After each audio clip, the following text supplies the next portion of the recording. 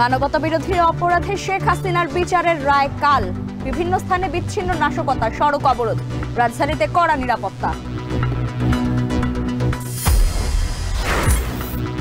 দেশের অর্থনীতি ও নিরাপত্তা রক্ষায় দরকার গণতান্ত্রিক সরকার, মন্তব্য ফখরুলের।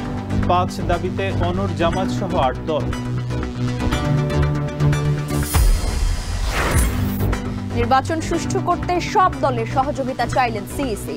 সংলাপে ইসলামী ঐক্য জোটের ২ গ্রুপের মধ্যে হট্টগোল।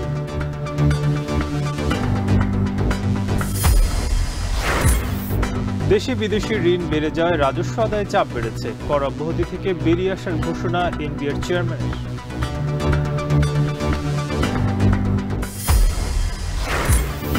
গ্রেপ্তারি পরোয়ানার পর আত্মসমর্পণ করে জামিন পেলেন অভিনেত্রী মেহজাবিন। প্রলোভন দেখিয়ে ২৭ লাখ টাকা আত্মসাতের অভিযোগ।